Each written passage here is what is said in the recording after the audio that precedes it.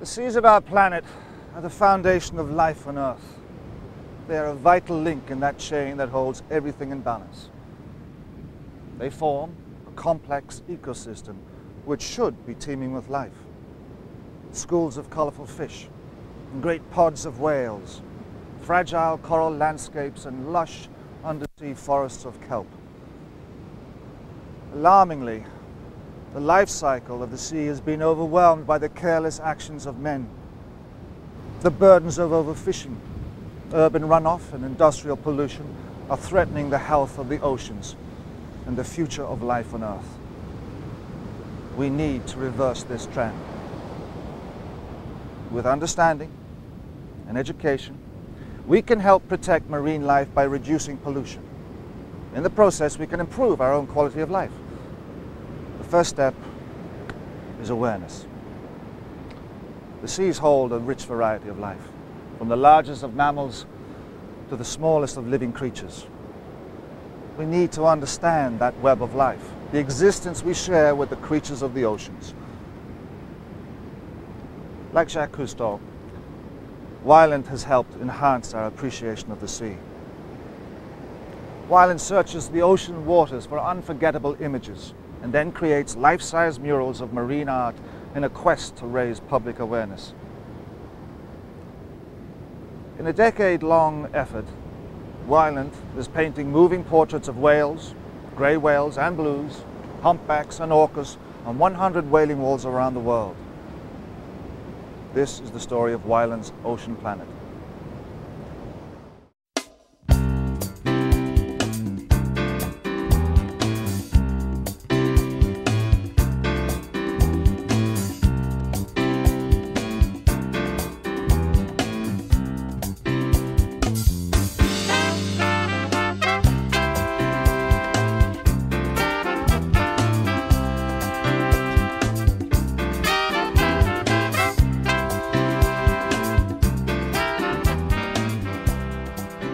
Each wall has a story, and from the very first wall, it was apparent that it's not only about, painting a mural, but it's about how people came together at each of these mural projects. Everybody contributed something to it. Every city and every mural has a fantastic story of how these murals were accomplished. There were a lot of challenges. The first wall, of course, took 3 years of politic in the city. And finally, I just think they got tired of me and said, we better let this guy paint a Wailing Wall here because he's not going away. I also believe that I was an artist that was in the right place at the right time. As the environmental movement started in the early 70s with Greenpeace and Jacques Cousteau and Earth Day, I was positioned, I believe, perfectly to be an artist that could make a contribution. And I've always believed that art could play a very vital role in raising public awareness. I mean, if you look at the history of the world, art has always played a role in shaping humanity. And the art that I was creating was unlike the art of the past, which was marine art, classic marine art, man's conquest of the sea, men hunting whales and ships. And my art really has evolved to be a new art form that has evolved from marine art to marine life art. And that's man's celebration of the ocean and life in the sea. Our efforts to protect the oceans and the whales. And I believe that if people see the beauty in nature, they'll work to preserve it. And art, again, can inspire people to a higher level of consciousness. A very select group of people have been blessed with the talents to bring back the secrets of the sea. They share them with us through film, literature, and art. One of the great masters of ocean imagery is a young artist known simply as Weiland. He has those indefinable talents that work together, stimulating our sense of vision and thought.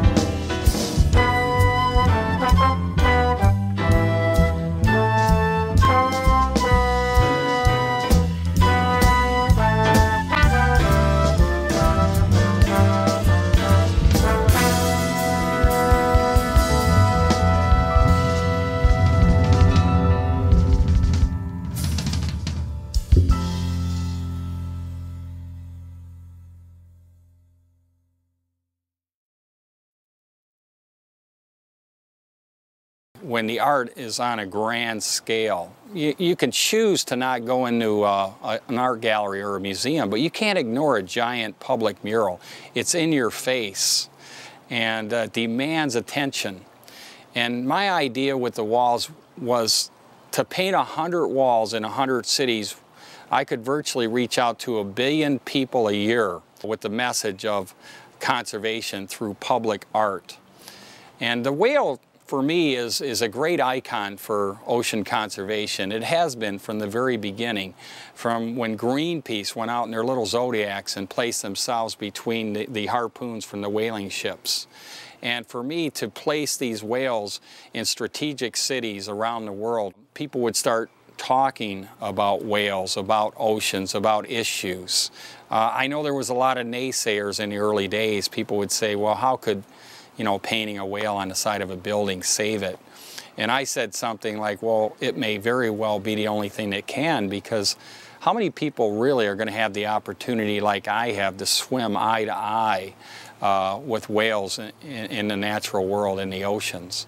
It's really rare. And the native Indians would tell me in different cities that I've painted these murals that being eye to eye with a bald eagle is their highest level of consciousness for their culture.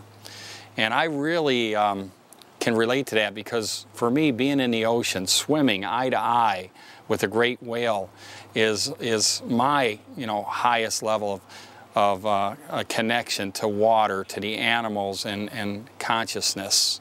These animals have been in these oceans for millions and millions of years, and they really don't have a voice.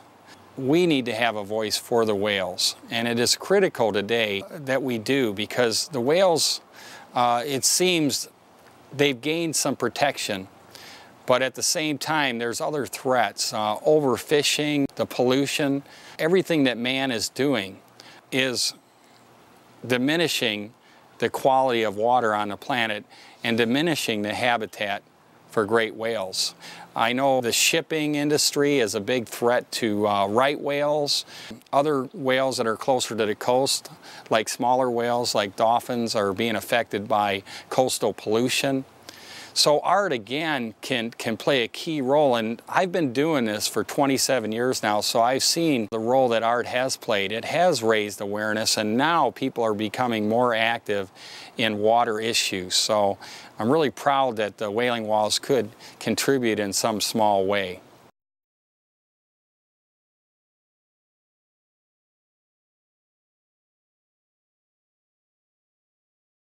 I really wanted to do something for whales, for oceans, and I felt that the art had a message, and that if I could paint public murals, if I could paint a life-size portrait of the California gray whales that migrated along the coast, that it would raise awareness, not only for whales, but of oceans.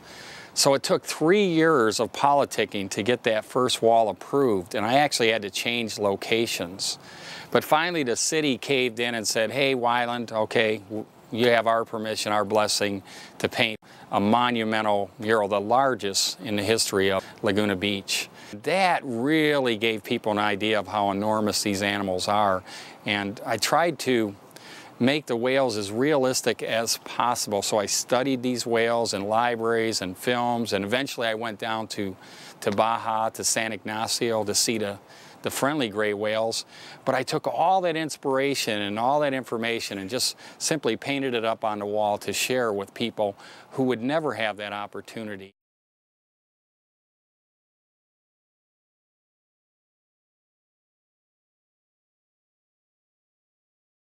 Weiland's first whaling wall was magical to me because as a young girl I grew up on Jacques Cousteau, I grew up with Margaret Mead, and I grew up in Laguna Beach.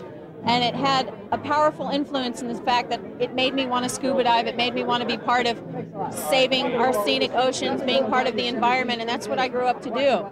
So I'd say from a very young age it had a powerful impact. Well, some of the challenges of painting 100 monumental murals are actually funny, and some are sad, and there's all kinds of different things that happen when you're trying to paint in public. And from the very first wall to, the 100th wall in Beijing, each wall is a story of how we got permission, how we got support, how we overcame tremendous challenges to accomplish our project.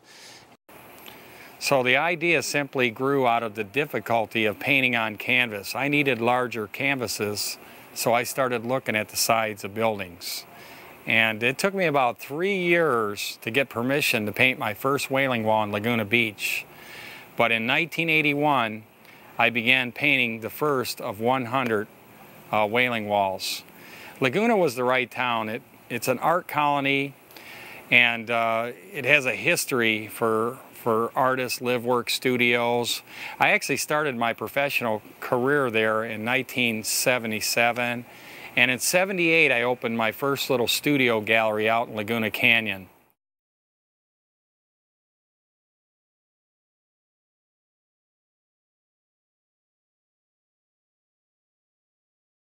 Well, one of my favorite early walls was the Victoria, British Columbia mural, and that one depicted an actual pod of killer whales, the A5 pod. So I had met with the top whale biologists, Mike Bigg, Graham Ellis, and John Ford from the Vancouver Aquarium. My meeting with them was, didn't go too good in the beginning because they said, you artists, you never get it right. If you're going to paint orcas, you need to really understand them and study them for years, and they didn't like the artistic license with it. And I kind of appreciate that. So I said, well, why don't you guys help me? So we sat down and we went through all the books and films that they had been studying and researching for all these years. So I absorbed all that information from these great guys that had spent their entire lives studying these particular orca pods. And I decided that I would focus on the A5 pod, and that was the one that they knew the most about. And I actually invited Mike Bigg, the top biologist, the most respected guy in the world on orcas. I invited him up on the scaffolding in Victoria to actually sketch with me the actual members of each of the 13 members of the A5 orca pod. And I remember handing him the chalk, and he was a little nervous at first. I said, hey, no, go for it. This is our collaboration of art and science. And so he started drawing the little nick in the dorsal fin. He just got it just right. And then I took the spray gun and the roller and brushes and painted him in there. And he got this big beaming smile on his face. And Mike was really excited that, the artists were listening to the experts and incorporating that. And to me, that's, again, the story of the Whaling Wall project, and that I try to learn everything I can and then, paint it up on the wall for people to see. Mike and I were really pleased with the results. So much so that when we dedicated the mural, the entire community came, and I invited Robert Bateman, my favorite artist, who I had met a few years previous. He's the #1 wildlife artist in the world, and he had moved from Toronto over to Salt Spring Island. So he flew in a seaplane, and right on cue, Robert Bateman walks through the big, massive crowd and comes up, and he looks up at the whaling wall that I had painted in Victoria. He says, hey, Weiland, he goes, I think I see a bald eagle up there. You're taking over. I said, no, I just kind of thought we needed one up there, and he was kidding, of course, but Bateman and I have this agreement. He does above the water and I do below, and it was really funny. And ironically now he's painted some whales, some orcas, and some underwater scenes, and I've of course painted some above scenes. So it's really nice, and I really appreciate Robert Bateman coming out and dedicating one of my favorite murals of all time, Orca's A5 pod in Victoria, British Columbia. It was a great success and a heck of a lot of fun.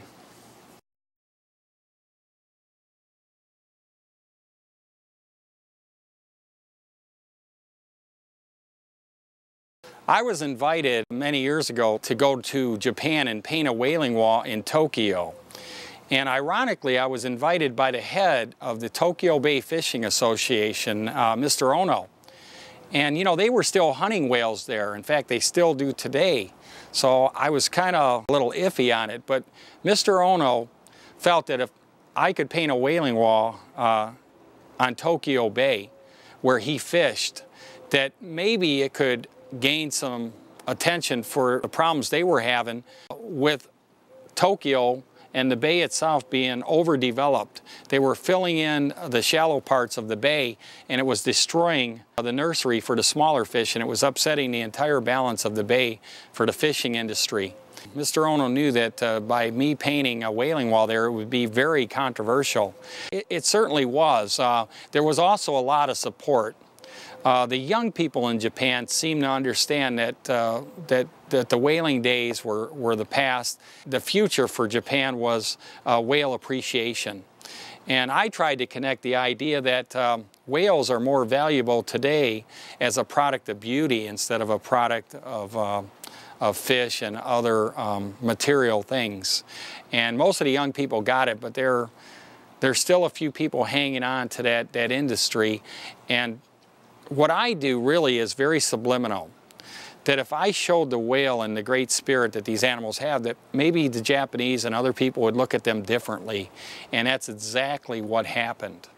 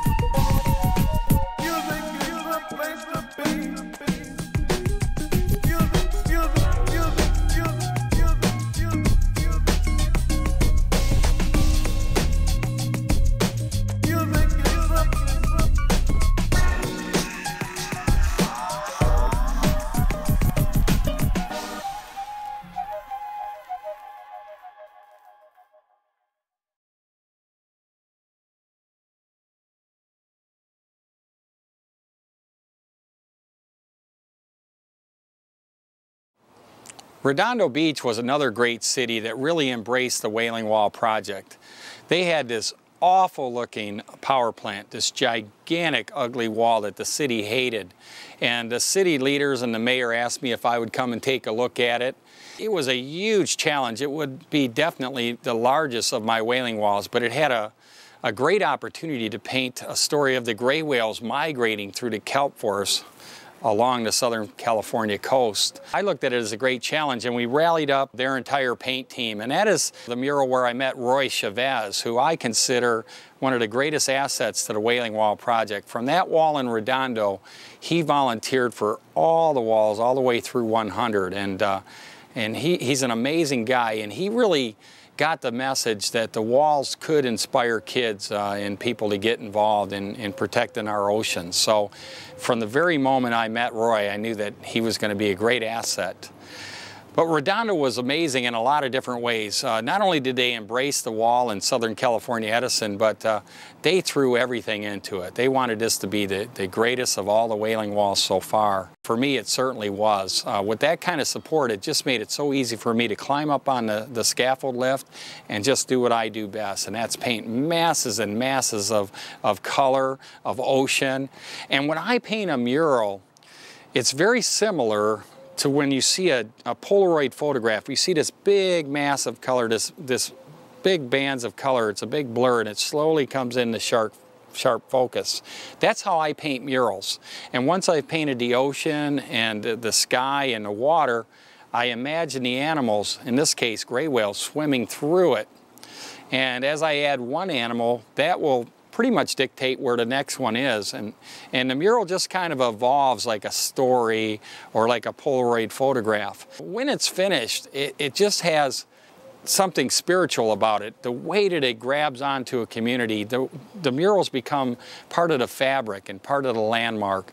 And I really like that. In fact, a lot of boaters even today say, you know, we use the Redondo Beach wall to line up when we're coming back from Catalina. And the mural is so massive that it can be seen from airplanes and even from Catalina Island. The greatest thing, though, was how the mayor and the entire city and all the school buses came, and they threw everything they had into being proud of this mural, taking an ugly power plant wall, a gray wall, and turning that into a beautiful window into the Pacific Ocean to see the gray whales above and below.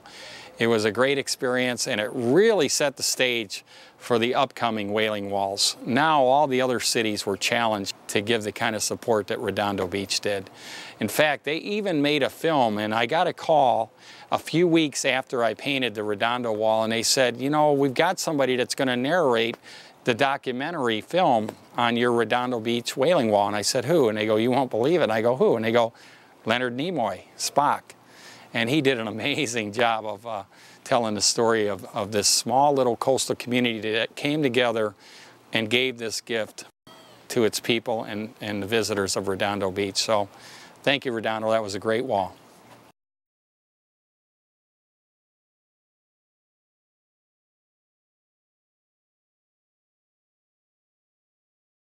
I visited a little town after I painted my first whaling wall in Tokyo called Taiji. And I was interested in Taiji because of its whaling history. Whaling actually started in Taiji in 1606, where they hunted their first great whales, the larger whales, the right whale. And they had this incredible museum. So I met with the city officials, and we talked about me possibly painting a mural on their whaling museum.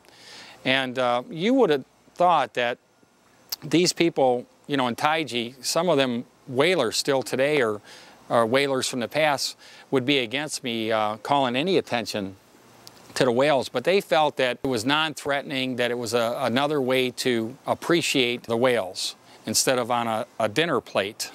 So I took the challenge, and I painted a right whale and calf on the side of the whaling museum in Taiji. And it was amazing because I had whalers, actual whale hunters, some of these old, you know, whalers in the back going, you know, the interpretation was cut a little off the back. They were actually helping me with the proportions. Anyway, when it was done, the whalers got very teary and very emotional, and they said they've never looked at the eyes that way and really looked at the animal in that way before. So I know I moved them, and I know that the thousands and thousands of people that come and visit Taiji to learn about whaling history will now begin to appreciate the living whales. That was where I believe art could play a real important role, and really what I do is gentle environmentalism. Of course, there's a lot of controversy, and I support all the efforts to protect the whale, but I believe art can play a very significant role.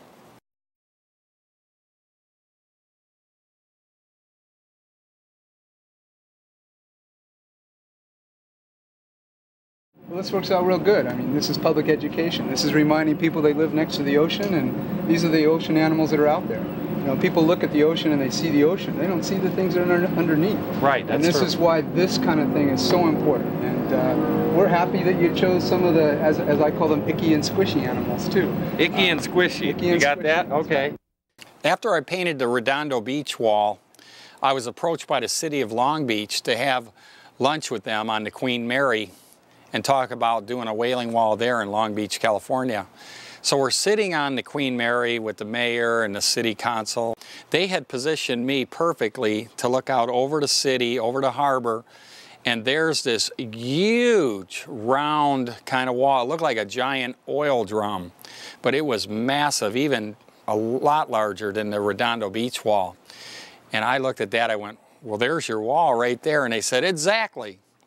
So we had all been focused on the same thing. They had this really, really ugly wall right on the harbor, and it really stood out. And it was the Long Beach Sports Center. So anyway, I said, yes, I would paint it. And they said, well, you'll have our support just like Redondo. You know, we'll do all the paint, the scaffolding. I told them everything that we needed. About a month or so later, we got my team together. a very large team, and Roy Chavez, of course. We set out to paint what would be the largest mural in history, the largest mural ever painted. And it sure felt like it. I remember Roy and I starting out on these huge bands of ocean colors. We really didn't see the other side of the wall. We started at one end of this spear and we didn't see the other end for about 5 solid weeks. Finally I looked over and there it was, where we began painting. So anyway, it was a great challenge to paint on this scale. Over 7,000 gallons of paint were used. And one of the other big challenges was that this mural in Long Beach was painted and finished right during the LA riots. I always say we had a riot in Long Beach.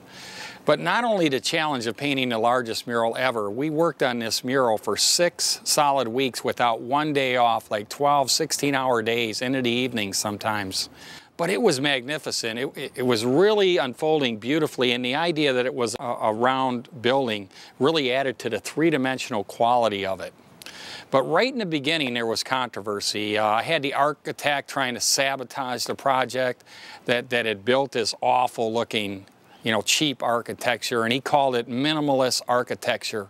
And I laughed. I said, "Are you kidding me? That looks like an oil drum."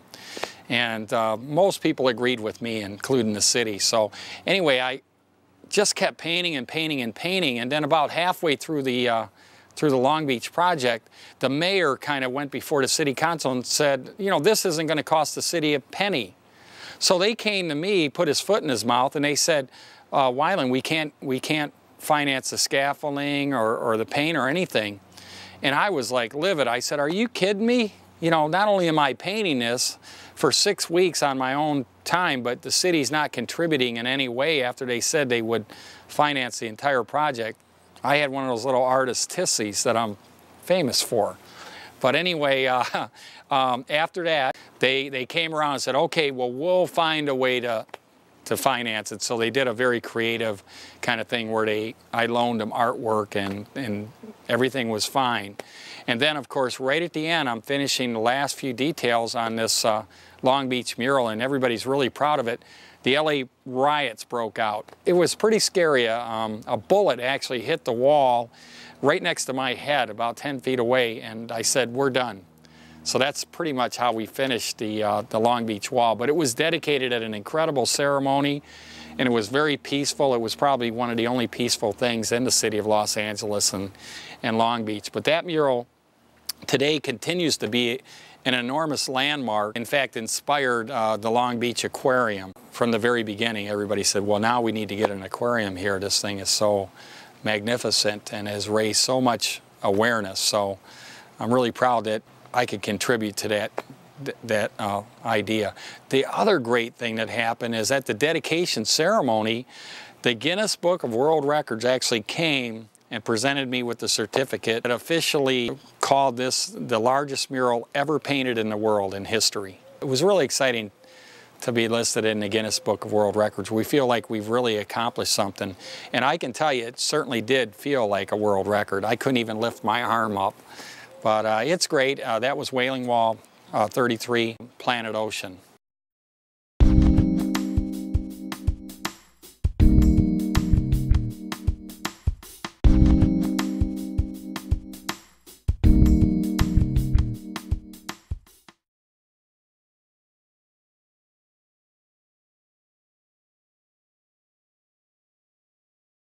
We started up in Portland, Maine, and we got there and we did the press conference and we were about to paint, but it was raining. It rained most of the day. And then finally I went out of the tent and did this, instead of a rain dance, I did a non-rain dance. And believe it or not, it worked. And the crew, all these volunteers, we had hundreds and hundreds of volunteers, towel dried the wall and we began painting the ocean colors, and that kicked off this incredible tour all the way down the East Coast. We continued to paint murals down the coast. We did one in New York, and that one was really difficult. It was a great challenge in New York because I had found this great wall at the Jacob Javits Center, and it was actually the vent tower for the World Trade Center. Unfortunately, a couple weeks before that, they got word that they were going to blow up this vent tower on the 4th of July to terrorists. And that was the day, ironically, that I would have finished my mural on that very wall and dedicated on the 4th of July. So thank God they changed locations, although that was a great one. So in the 11th hour, we had to change locations with the Port Authority in New York to the Port Authority bus terminal. And this was a dark, dreary place. Horrible, but I kind of like the challenge of taking ugly walls or environments that are not so beautiful and beautifying them. So I was up for it, and we painted humpback whales, a family of humpbacks swimming along this wall at the Port Authority bus terminal. When the mural was done, so many people were taking pictures of the mural that the crackheads had to move out of there. So maybe it was a good thing, and my friend Jim Fowler actually dedicated the mural and signed it in New York. He said some really great things about that the Hudson used to have humpback whales there come in from the Atlantic, so it really tied the idea of the city to water and the ocean. The reason this is really of the utmost importance is what we're doing is bringing a replica of a whale, one of the most magnificent species of animals in the whole world. We're making it available to a great number of people that normally would not be able to have this as much of a priority or interest in their lives. This will help make people care. The biggest challenge today is to help make people care.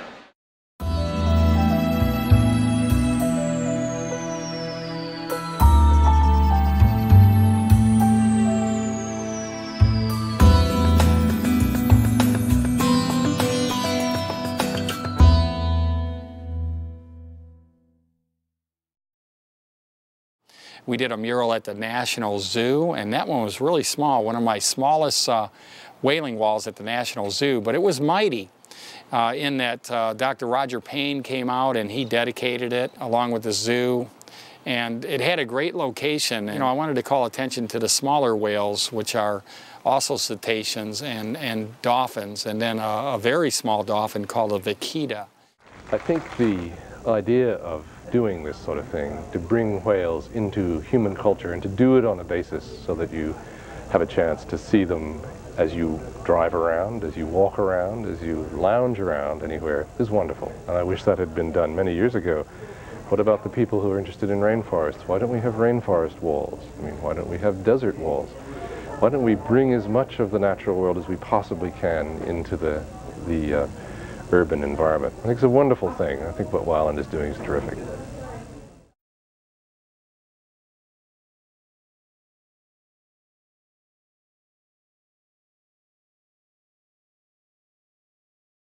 Well, I love the idea of painting walls, and of course the idea of painting this really big one at the Underground in Atlanta, and the fact that it was my halfway point, my 50th of 100 whaling walls, was really exciting. I was really energized by it, and so was our entire crew and Roy and all the volunteers. And this wall was magnificent. It was huge, and it was really front center. The Coca-Cola Museum at that time fronted it, and it had potential to really call attention to the right whales that were really threatened by a lot of the boating activities in the Atlantic. The right whales were really in need of some awareness, and by painting this mural, we could certainly call attention to their plight.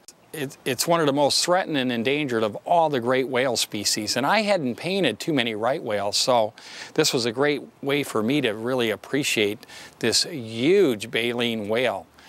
We started painting this giant mural, and a lot of support from the city, everyone, just thousands of people coming down there and watching. My entire family came.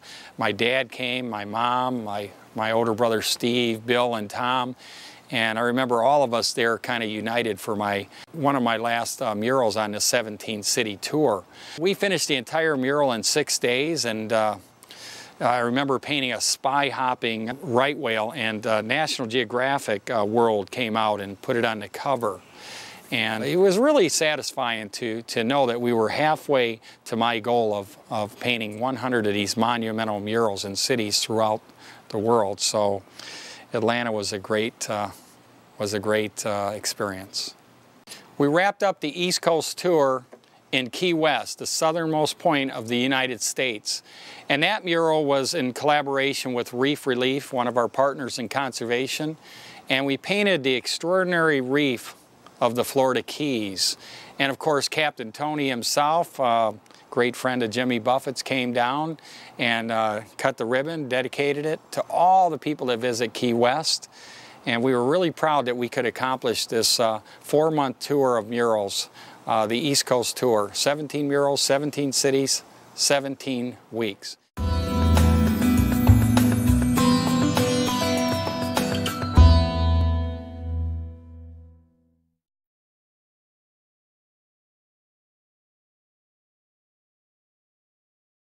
The idea was to paint 12 murals in 8 cities in 8 weeks. We started in Anchorage, Alaska. We wanted to start up in Alaska and then work our way all the way down the west coast now of the United States.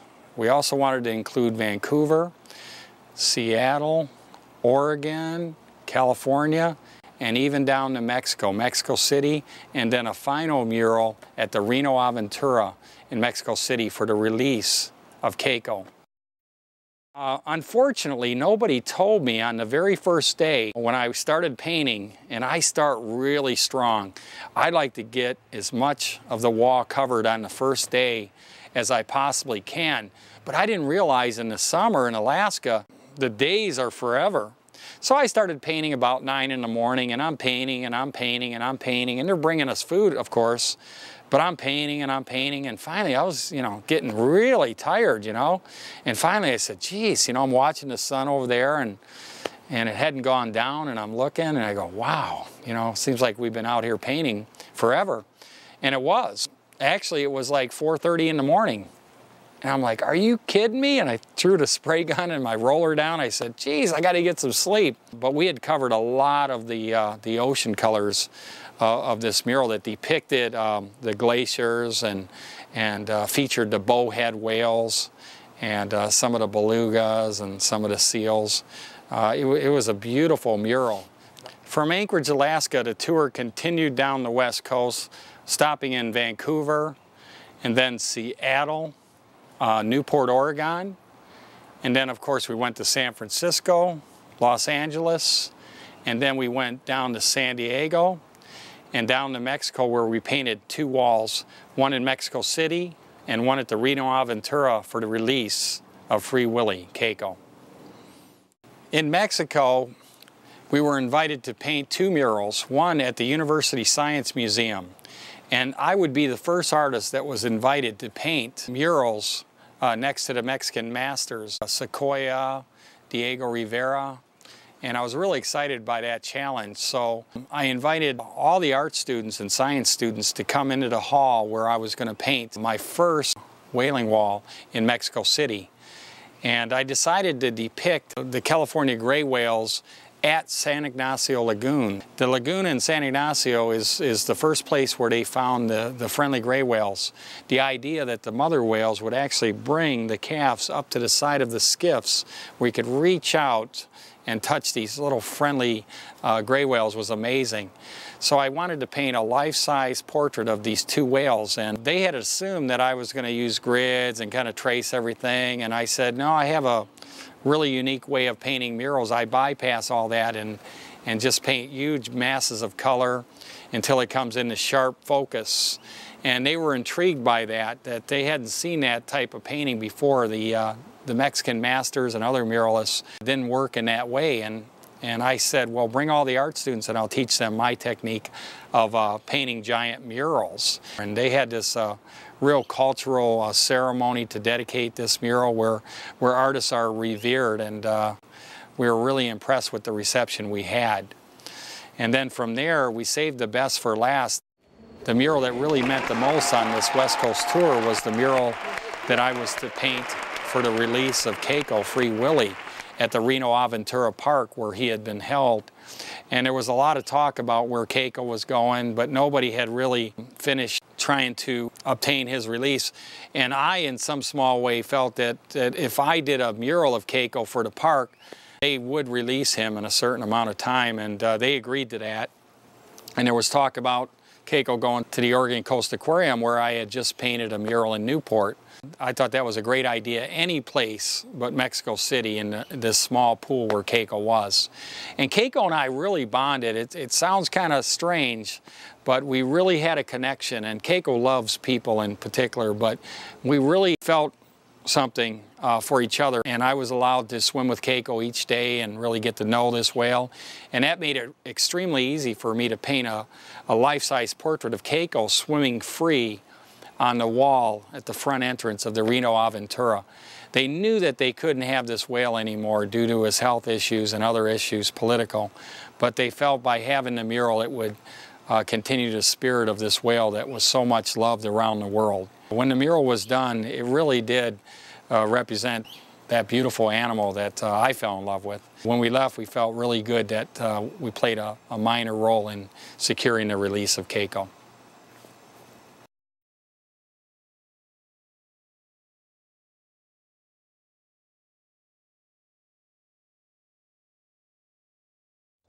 So when Wyland does murals like this, when he does education messages like this, it's making our children aware that they have a role to play in saving life for the next generation. Well, a lot of people ask me why I paint so big, but you know, my subjects are big. And to capture the essence of a great whale, I believe you need to capture them life-size. And the idea of painting monumental murals and life-size portraits of great whales, I believe, was an important way to engage people about not only the size and beauty, but the great spirit that these animals have. And as I've been painting the murals, I've been trying to get in the water. I've spent over 25 years diving alongside, you know, my subjects. Also understanding that the habitats are equally important. That to save whales, we needed to save oceans. I've been working on clean water issues right along with you know, the public art project simultaneously. The other thing that was key was getting the message not only out to the public, but getting kids involved.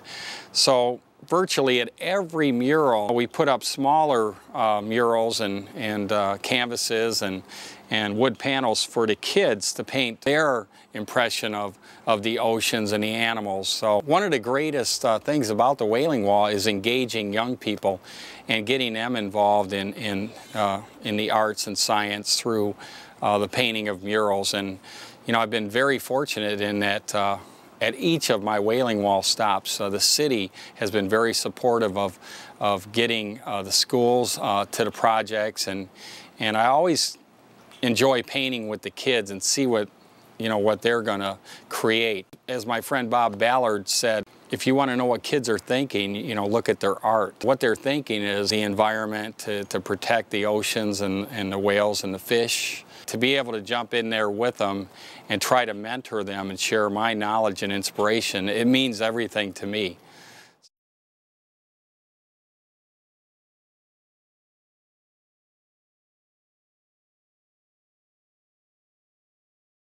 Hi, I'm Bob Hunter. I'm one of the guys that got Greenpeace started. I'd like to congratulate all the students in taking the Wyland Ocean Challenge and look forward to seeing them get on with the next step, which is actually saving the ocean itself.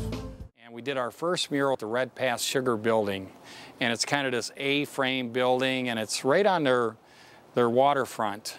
And I asked my good friend Bob Hunter, who's co-founder of Greenpeace, to join me in this campaign to bring environmental awareness through the Whaling Wall project, and he was very excited. And from day one when we launched this, it really ignited a passion in Toronto for people to get involved. Kids came out and painted beautiful murals, and I painted these two humpback whales kind of crossing, and of course beluga whales, which are found up there in the waters off Canada. And the idea of the oceans connecting to the sea really resonated with people. People that were walking by, driving by, roller skating. We had a beautiful ceremony to dedicate the Toronto Wall. I remember when Rafi, who sang Baby Beluga, joined Bob Hunter and I up on the scaffolding, and he sang the song. It was really a great experience to kind of kick off the Great Lakes Midwest tour with that first mural. Now from there, we continued to paint murals all over the Midwest of the U.S. We went into Minnesota and did one at their aquarium there in Apple Valley, and that was a huge success. It's the first time that there was a blue whale at an aquarium. Painted, of course. So from there we went on. We painted murals in Indianapolis, in Milwaukee, in Chicago, of course in Cleveland, and then we also painted in my very hometown of Detroit. That was a great project because a lot of the people I went to school with came and volunteered and supported me. Of course, my principal, Jim McCann, brought hundreds and hundreds and hundreds of school kids from the Detroit area where we did art projects together. But at the end of the day, it was all about me painting, you know, the best mural that I could. And we found this great wall that was going to be the future site of the new Tiger Stadium. This would be right in right field where everyone that visited Detroit Tiger baseball games would be able to see it. So it had a very prestigious location. So I did this portrait of the humpback whales, a mother lifting the calf to the surface, a theme that I love, and a whale breaching in celebration of the new life. And we also, because it was Detroit, we had to put an octopus on there for the Detroit Red Wings. So that was kind of cool, you know, and that's artistic license, of course. But it was a lot of fun to engage the entire Midwest region of the United States in the idea of art for whales, art for oceans, and art for the Great Lakes.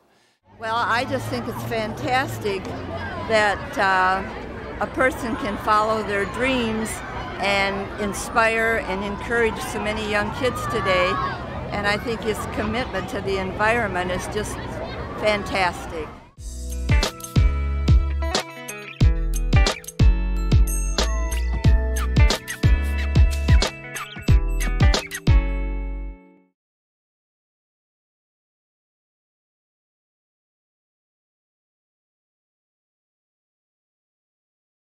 I'm glad that a lot of kids are doing great expressions of art and know more than we know, because they need to know more than we know to save this beautiful planet and all the creatures that live in it.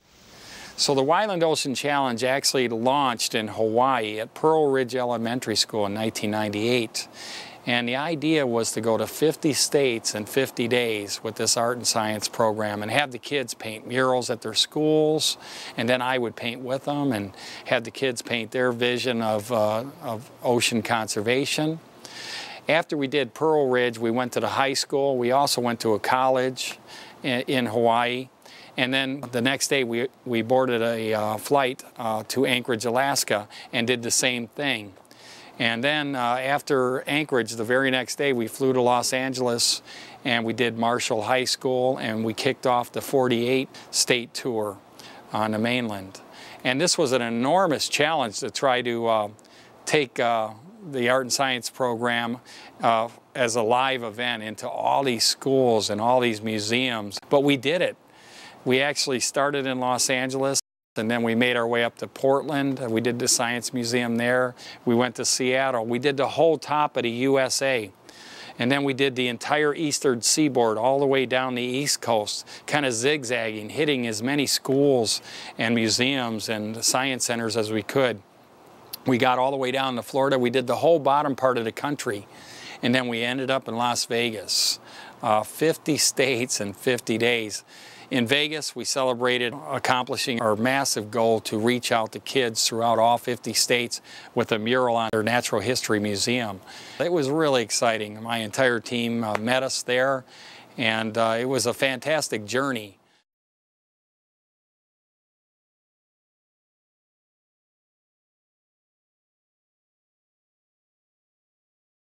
What Wyland is doing to celebrate the oceans and create these wonderful images of whales and other creatures, it's something that can inspire you. It certainly inspires me. Well, we're right here in Auckland, New Zealand, and this is great. This is the Maritime Museum, and we're going to do a whaling wall here, number 84. It's very exciting. Sir Peter Blake, the captain of the New Zealand America's Cup team, was here to announce the mural to the world, and we'll be painting all week and dedicated a week from the day. And then I get to actually race on Hawaii's team, Abracadabra. So what a great job I have. Anyway, it's great to be here in New Zealand. I've wanted to come here for many, many years, and now to paint my first whaling wall. It's going to be a lot of fun. Sometimes getting permission is harder than actually painting the whaling wall. In New Zealand, I wanted to paint a wall there for many years. And I had the opportunity because I had just painted one of the racing yachts for the America's Cup race. And it was really intriguing to me that I could go to the America's Cup and be the 17th man, you know, on the racing yacht, and maybe race against Dennis Conner and maybe Sir Peter Blake. So I was going to go to New Zealand, and, you know, I don't like to waste any time. So, you know, I inquired about painting a wall on their National Maritime Museum, which was this incredible building and had a lot of history, very nautical, but it had this great outside wall right in Auckland, right on the harbor, where the America's Cup was taking place. I was running into a lot of politics and a lot of hurdles. So I called Sir Peter Blake, who was the skipper for the New Zealand team. He also was Jacques Cousteau's choice as the skipper for the Cousteau Society going forward into the 21st century. So, you know, I knew him as a man that had sailing credentials. I mean, he's done around the world. He's won the America's Cup. And also now Jacques Cousteau had handpicked him to lead the Cousteau Society into the 21st century. So I called him up, and we hit it off right away, and he said, well, what do you need, why? And I said, well, you know, I'm having trouble getting permission. You know, I want to come to New Zealand and paint a wall during the America's Cup race. He says, well, let me check it out for you. He goes, I'm on their board. So I guess he called a special meeting and said, you know, we have an opportunity to get Weiland here in New Zealand, in Auckland, to paint, you know, one of his 100 whaling walls. I think we should do it. And then he just pretty much left. And they all stood around looking at each other, and they said, Peter Blake, you know, thinks we should do it. It was unanimous. He called me up 5 minutes later and said, you're in, mate. You're good to go. And it was that simple. And what a great guy Sir Peter was. He picked me up at the airport and supported the project all the way through. And it was one of the most amazing times, you know, that I've had in a whaling wall project. They told me one thing, though: you cannot paint on the roof. You can paint the entire side wall, but you can't paint on the roof. Well, if you look at the mural, you'll see where the whales' backs kind of go up on the roof. I'm not sure they really noticed, though, so don't tell them. But anyway, you shouldn't tell artists they can't do things, because, you know, we're going to do them. But anyway, it was a beautiful mural. It had blue whales, it had humpbacks, it also had the premier of New Zealand, essentially their president.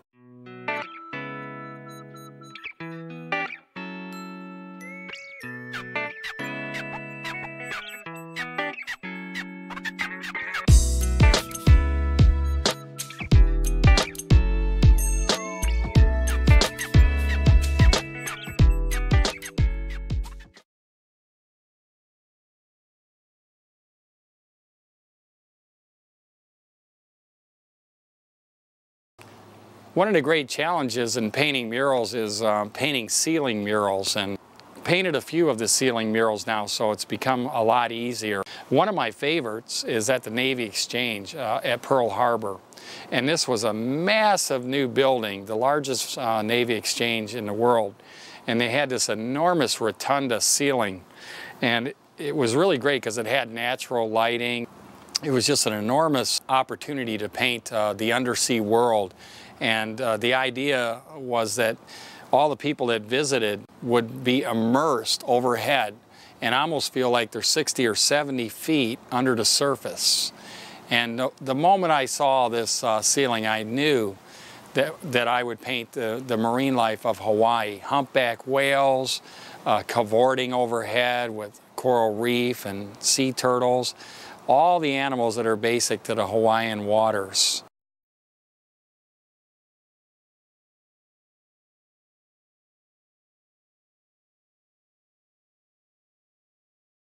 Palau is a beautiful island country in the Pacific and one of the premier dive spots on the planet. Well, sometimes the challenge of trying to convince people that the mural was the right idea. I know the president was convinced, and I know my crew knew that I would paint a beautiful mural at the new international airport in Palau, but to win over the architect was going to be a good challenge. But I felt that art and architecture go together beautifully, and if I could paint something really powerful, that maybe we could win him over. All I could do was paint, so we painted this underwater architecture of Blue Corner, the premier dive spot in the Pacific, and all the sharks, all the beautiful things that I saw when I dove the place.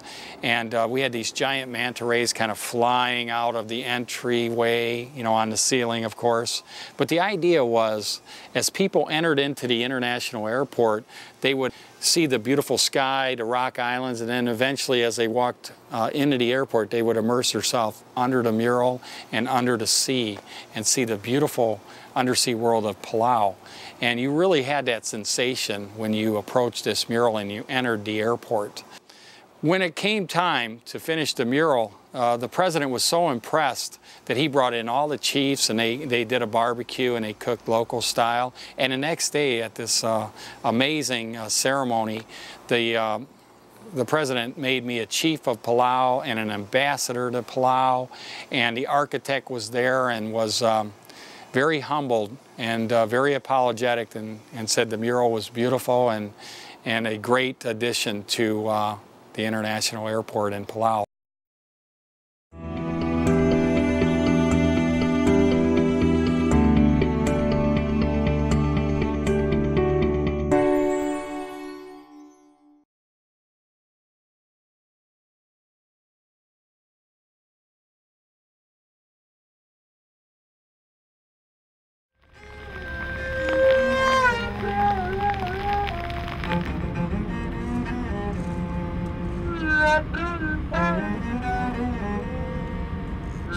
We're just figuring out all the bands of color across the wall. Trying to get our color strategy together here. You have to be really efficient because we lost 3 days due to rain here in New Bedford. So we really have to run this thing. You know, every minute counts, and you know, all the paint has to be put on the wall a certain way so that it blends and capture that three-dimensional quality from the sky to the surface to the deep water. So here we go. This is how it starts. From my earliest days as an artist studying whales, I learned that you know, America had a rich history of whale hunting and whale killing, and New Bedford and Nantucket were two of the cities that were built on whale hunting and whaling. And I know that they have this whale museum that is dedicated to the entire history of whaling. In fact, a few years after, you know, I was able to go visit, and I'm kind of a student, you know, I like to absorb all the history of whaling and now whale watching and whale appreciation. Okay, well, we got students from all over New Bedford, and this makes about 2,000 students that have come by the Whaling Wall. And this is really the best part of the project, because it's one thing to have, you know, a public mural, but to have these kids come out and get our message of clean water conservation means everything to the Weiland Foundation. So.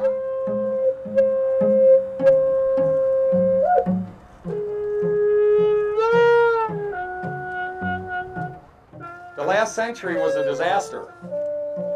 We messed up all the oceans and the water, and we need a sea change, and the only way we're going to get that is with you guys getting involved, learning everything you can, sharing your knowledge, and taking action. Those are 3 things you can do. Don't give up, work really hard, but it all starts with a good education. You got to do good in school. If you do good in school, you'll do good for the rest of your life. So work really hard, dedicate yourself. All that history is so important, and really has become the foundation of me and my Whaling Wall project, to be able to tell the story now of our effort to be protectors and not predators of whales, that the whales are much more important and valuable to us as living creatures and not a product for oil or other uses. And most countries are very aware of that. And in fact, the value of whale and whale watching far exceeded any of the monies that was made off of killing whales, and that may very well be the one thing that will save the whales and stop whale hunting in the future. New Bedford was a whaling town, and of course I'm a whale artist, and it was just a matter of time before the two of us really got together. And New Bedford had asked me to come there and paint one of my whaling walls, and they had this new building, and it was really fantastic. It was really big and really could encompass some of the larger whales that were hunted in the whaling days. But now the idea was to paint the living whales life-size in a very public place. So in other words, bring in the new dawn of whale appreciation and whale watching. And so I was very keen to go to New Bedford, and the support there was amazing.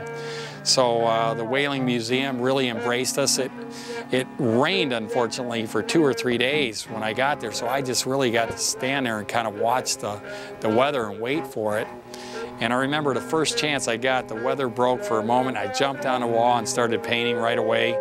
And this big cloud kind of came over and just washed it down the wall. It looked like a Jackson Pollock thing. It was terrible, and everybody was kind of sad. But, you know, that's part of painting murals outside. You have to kind of paint in between the weather.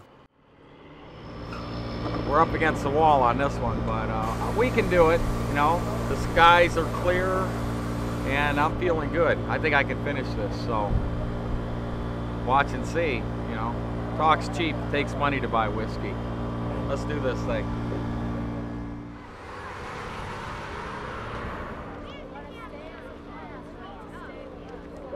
I just think it's amazing how it's vitalized people coming down here in downtown. I mean, it's so great. I mean, I've been downtown for 30 years, and the traffic that this is brought down to the city has just been unbelievable. It's been amazing. I mean, with the way the weather started and then the final outcome, it's just awesome.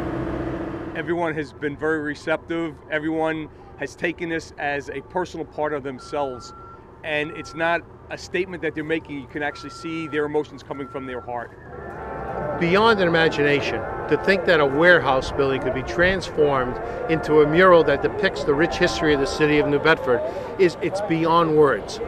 It's just, as I said, an incalculable value to the community and something that's just breathtaking to take. Depending if you're coming east, north, south, or west, it's just a tremendous image, a positive image for our community. This piece sits at the gateway of our National Historical Park.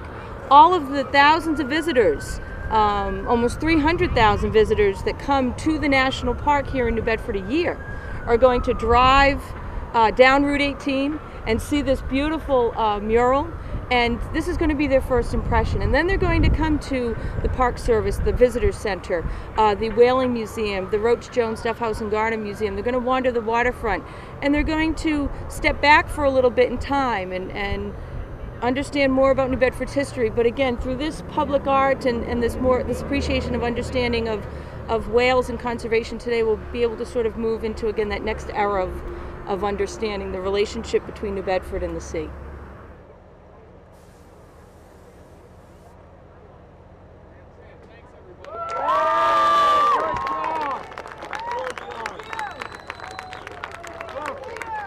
Oh, he's really down to earth. He connects with the kids, really can talk to anybody. It's a great statement he has to say about taking care of the waters and the ocean. No, but it was absolutely fabulous, and speaks for itself, what's on the wall. We're here, we helped with the kids, we helped mix paint, and it was a blast. It was one of the best things I've ever done. Phenomenal. Absolutely something you've got to make a point to come and see it. And it's an incredible act of generosity on his part. Everything we needed from New Bedford, its city, anything we needed, 2x4s, coffee and food and drinks, the best. And this one was unique because we had a special guest, Steve Teray, and his wife, Akua Dixon, to play music, to merge beautiful music with Weiland's art.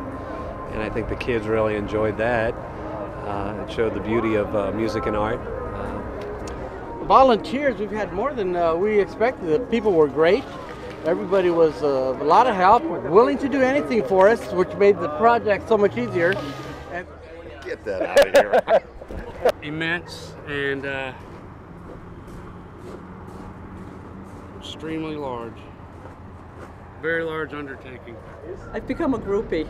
I don't know what I'm going to do next week. Maybe some housework and some laundry. The people in New Bedford are just thrilled with this. They without a doubt, the most commonly used phrase is, "I've never seen anything like this in my life."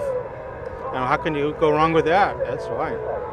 Well, I would probably say that it's kind of a teal background color, and then it has, on one side there are 4 blue whales, and on the other there's 3 dolphins, and there's a lot of whales on the other side also. Listen, you guys are great. I'll tell you, it's not only a project to do 100 walls, it's a project to bring the whole world together and the kids together and think about conservation of whales, oceans, clean water.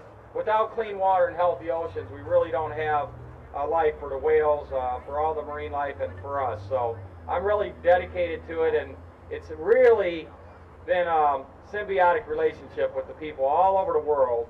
And you know, the coolest people that come out here are the kids.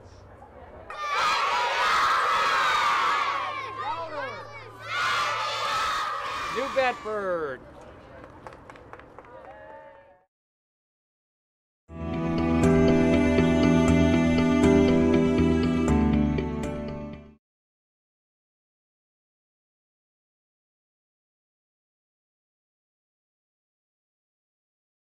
I remember my first trip to the Florida Keys, just an absolutely beautiful place and one of the best places in the world to dive. I would like to paint a mural. I mean, it's a great location. You can see it going north and south, and you know, I considered it the gateway to the Florida Keys, and every car that visited the Keys would drive past the mural. So I contacted the owner of the building, and he was very gracious and said, yes, of course, you can paint one of your ocean murals and paint whatever you want. And I said, well, I would like to paint all the marine life and corals of the Florida Keys and the fish and maybe even some manatees. And so he blessed it right away, and I said, well, you know, I want it protected for 20 years. He said, 30, you can have it for 30. I mean, Mike was that enthusiastic, and I said, and if you could light it, people could enjoy the mural, you know, in the evening. And he said yes to everything. And so anyway, I had a chance to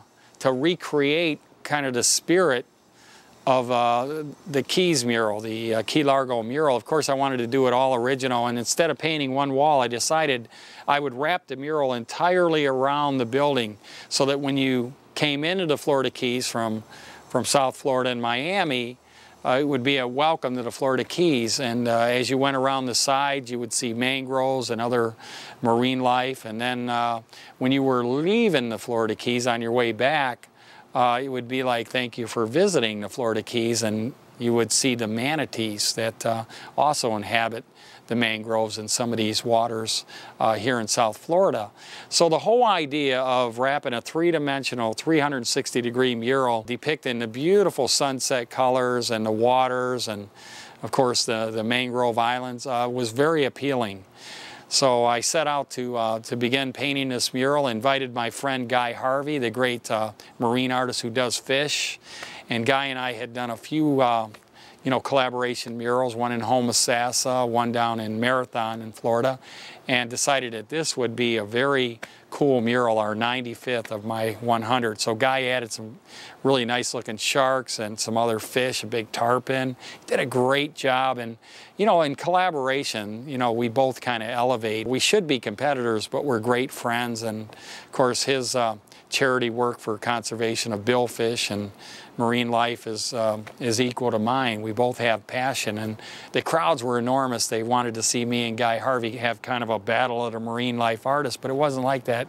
We're just tremendous friends. We had a beautiful ceremony where we invited all the schools in the Keys and South Florida to paint their own murals, and it's there that I met this young artist named Guy.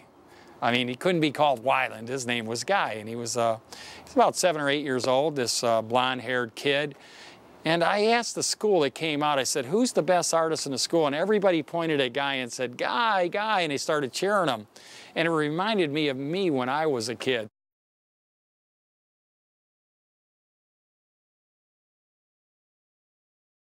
Basically, every story in Chicken Soup connects with Weiland's paintings because what our books are about is the human spirit, which is about loving life and loving each other.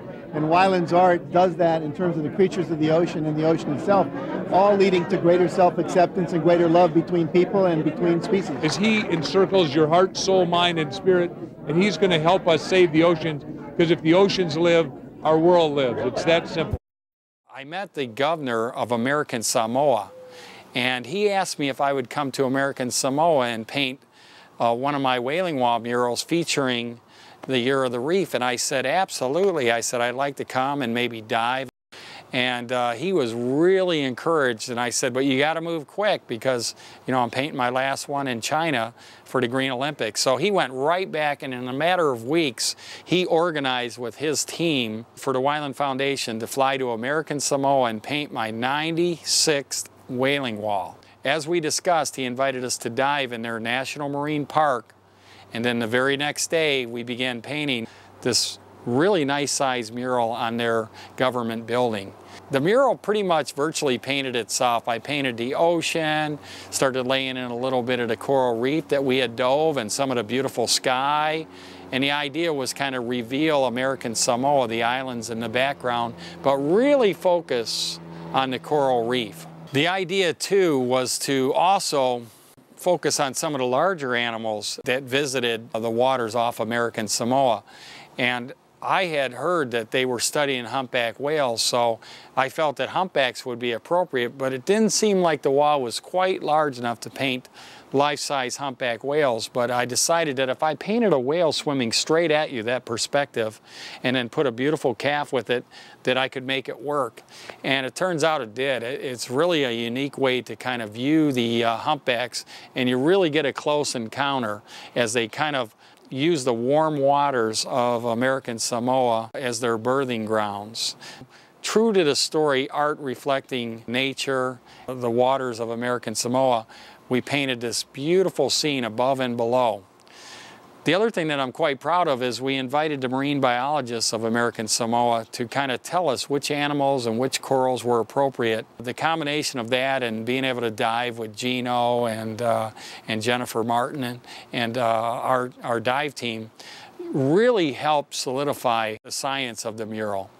We also wanted to involve the local artists, and there's so many great artists in American Samoa. So I asked all the artists to join me in talking to the scientists and trying to create a mural that really reflected the beautiful corals, the living corals, the hard and soft corals, and then the wide variety of marine fishes that lived in American Samoa. And it was a great collaboration. The artists immediately jumped on it and started painting all the different coral species with research books from the scientists there. I joined them, and together we painted this incredible mural. At the very end, I painted a big red octopus that kind of reaches around the mural, around the corner. And I'll tell you, everybody was really proud. The governor was so pleased with the mural that he had a party up at the governor's mansion for the crew. And to my surprise, he had hung the painting that I did for the International Year of the Reef in the governor's mansion, and that was really exciting. So the next day we had a ceremony with American Samoan dance and music to celebrate this new mural that was an appreciation of their efforts to preserve the coral reefs for the International Year of the Reef. They made me a chief, which is a really high honor. I can't pronounce it, but I want to thank the people of American Samoa for really inspiring and helping us to achieve yet another mural on our quest to paint 100.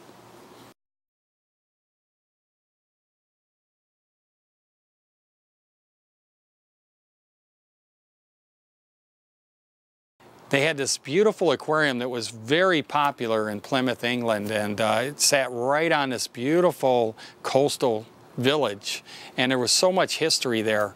And this aquarium was a place where all the children from the schools could come and visit, and now they could have the opportunity to see life-size whales that would be painted on the side, on the outside, and then on another wall inside the aquarium.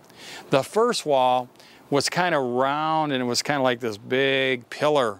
And I immediately saw a whale pushing a calf to the surface and created this kind of encounter. As you looked at the building, it almost gave a sense that there were whales inside the aquarium, a window under the sea.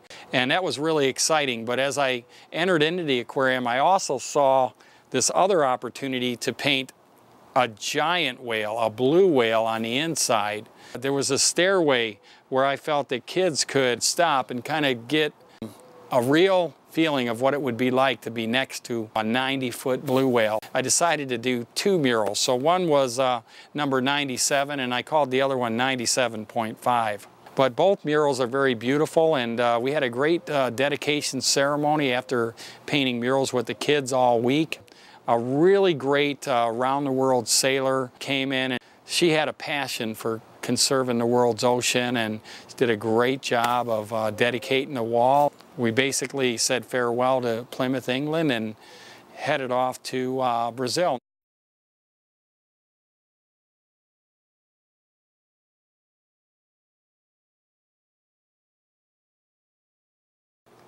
We really didn't know what to expect in Brazil. We knew that Santos was a town that was on the coast, and that their aquarium there was really popular with schools and the public, and it was a beautiful area that had a lot of history on the coast there near Sao Paulo. Sao Paulo, the neighboring city, had 17 million residents. It had a lot of water issues, a lot of water conservation issues. So the mayor felt that having a Weiland mural there would really call attention to some of the water issues that they were dealing with in Brazil. So the mayor was very cordial. We had this great press conference, and the very next day I set aside time to paint 2 murals. They were bookends on the aquarium on both sides. The city did a great job of preparing these walls. They were perfectly flat, and when a wall is that clean and flat, I can paint tremendous detail. But again, what I tried to do is paint kind of a vision out into the sea with light and water. And then after talking to some of the scientists from the aquarium in Brazil, I was informed that they didn't have a lot of different types of coral. They mainly had rocky bottoms, but they did have some hard coral and a few soft corals. So I went upstairs and we looked at the computer, and he kind of showed me all the various marine life that was basic off the waters off of Santos, Brazil. I took all that information and literally just put it up on the wall for people to enjoy. Never have I seen so many people come to a project to take it all in. And it was almost impossible to even get to the wall each day. There were so many people excited about me being there and painting this whaling wall for Santos. They seemed to be very appreciative, and I wanted to give them the very best mural that I could. Instead of 1, they got 2, and the 1 mural features a giant manta ray kind of flying, and then there's other beautiful turtles and other fish and marine life. On the other wall, we featured spotted dolphins that they have off of their waters. And of course, I did a nice stingray kind of gliding through the bottom, nice sandy bottom. But the murals are painted in such a way that the general public can really get a sense of being under the water and seeing that beauty that we all need to think about and try to make the connection that what we do on land impacts the quality of our oceans and the quality of life in the sea, and at the end of the day, it's tied to the quality of our life. Clean water is tied directly to the health of people.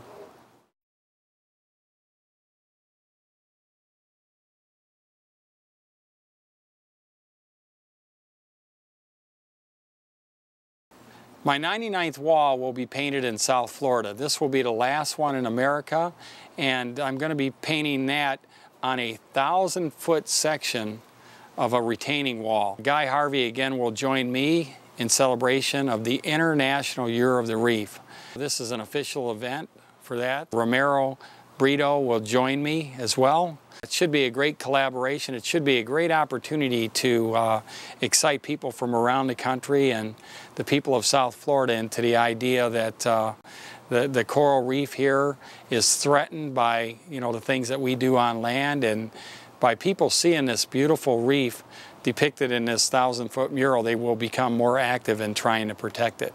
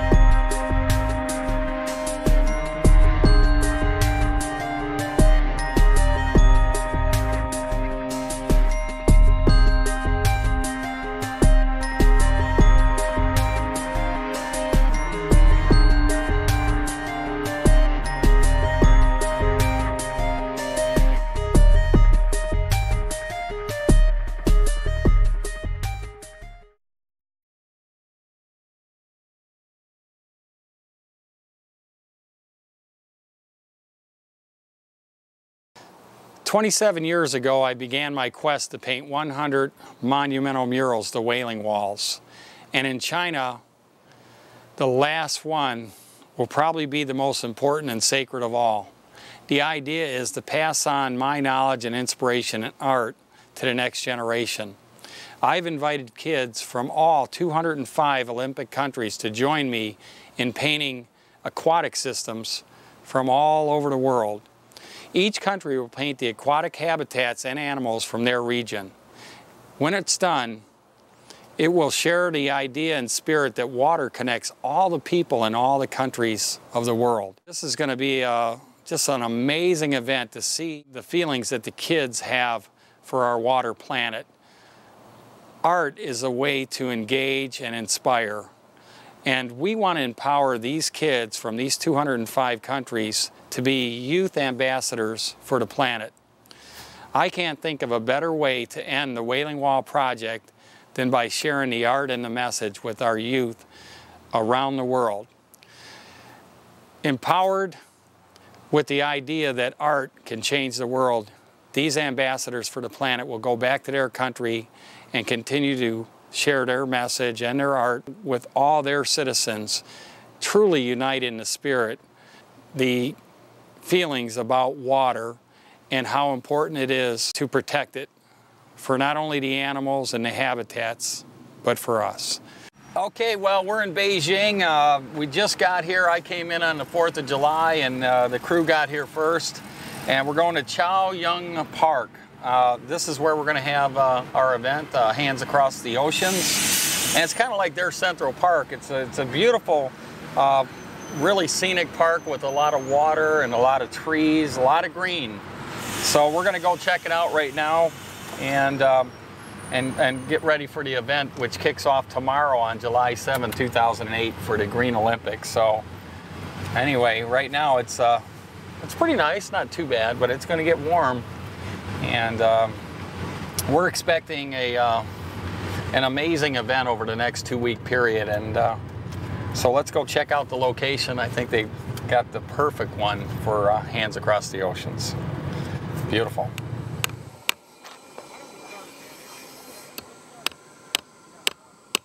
All right, looking good right here at the museum in the park where we're holding the Hands Across the Oceans event, Wailing Wall 100. Over here is the painting we did in Norway. And they're just getting ready for an international press conference to announce this as an official cultural Olympic event here in Beijing. So it's really exciting, and we got a lot of painting to do. But right now, we're gonna kind of share, you know, what our vision is for clean water and healthy oceans. You know, art and science on the greatest stage in the world today, which is right here in the heart of Beijing.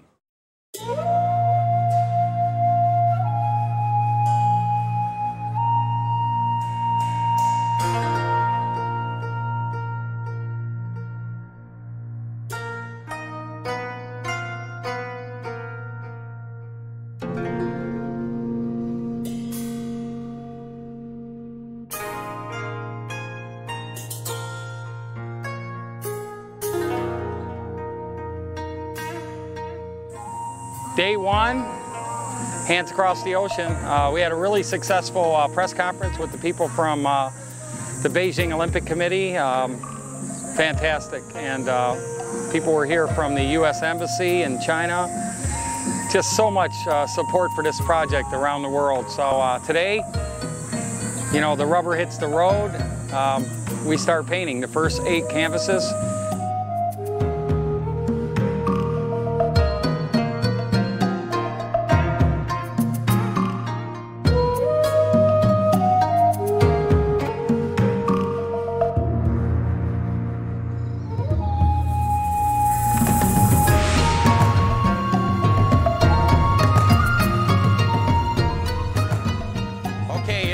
Day five, and should be an exciting day. We got a lot of kids coming from all over Beijing and China, and we've got 8 more canvases ready to go.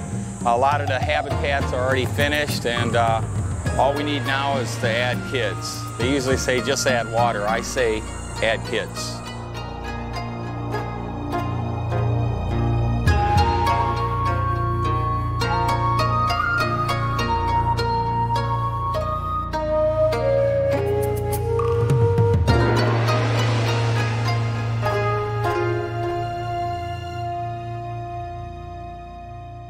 It's day 8.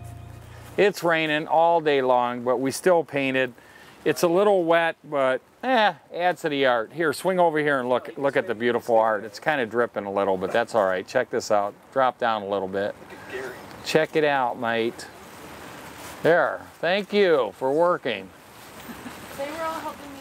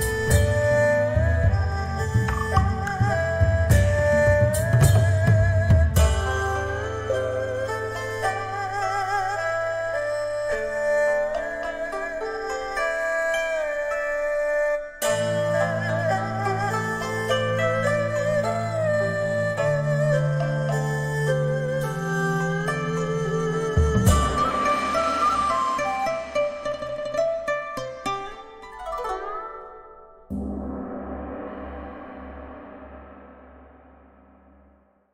here with Guy, our youth ambassador for the planet from America. And what are you painting there, Guy? Chinese soft-shell turtle. Wow, look at that. This is a freshwater turtle. Very weird looking, but Guy's doing a great job. So he's already knocking down the eye, got the shell in there, and now he's starting to paint some of the details. Now this is an animal you may find in China in the Yangtze River. So here we go, Guy, adding to the mural here, the Chinese wall, and he's now an international artist, so watch out. Don't get a big head like me. There you go. Have fun. Listen, I could not be more happy, you know. It was my dream to paint 100 ocean murals around the world, and to do my last one here in Beijing for the Green Olympics, it means everything to me. And my last one really had to be about kids because, you know, I realized that to protect water and the oceans, we need to get kids involved. And art is a great way to reach kids. And you know, I believe that art can play an important role in the 21st century. You know, it can inspire people to a higher level of consciousness, but now we need more. We need action. We need people to get involved and make a difference. And the kids are doing that. You know, just by being part of this Hands Across the Oceans event, they're contributing to the effort to promote, protect, and preserve our environment. And right here on the greatest stage in the world for the Green Olympics, really proud of this event. And today we wrap it up. We're painting with China, American Samoa, and of course my home country, the USA. And once we finish these 3 canvases, we will have accomplished my goal of representing all 205 Olympic countries, you know, all the habitats, all the animals, and then when all these canvases come together around this beautiful lake and this beautiful place in Beijing, it will represent that water connects all the people and all the countries of the world. So art indeed can play an important role in conservation of the planet. These murals bring us closer to recognizing the life beneath the ocean surface. When we see the beauty of whales in their natural environment, we begin to understand the value of saving them. Weiland's vision of our ocean planet captures this beauty.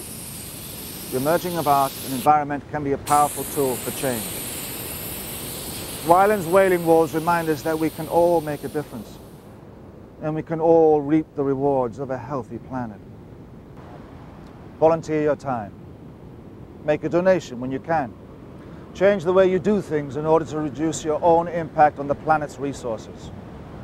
We must use technology and innovation to improve the quality of life for all creatures who live on our ocean planet.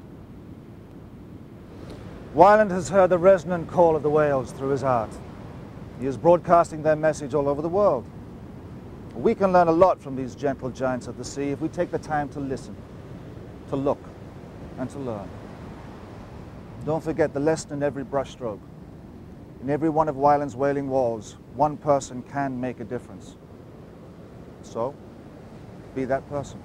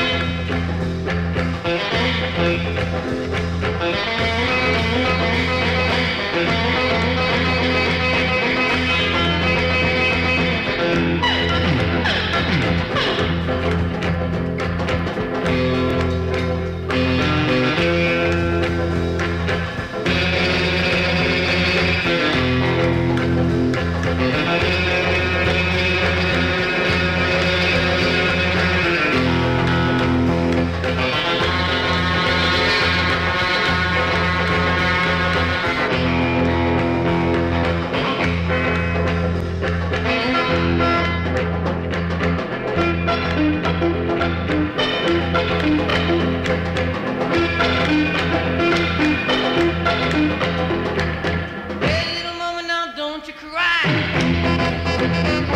Mama's going downtown now to die. Hey, little baby, don't say a word. Mama's gonna whip you about something you heard.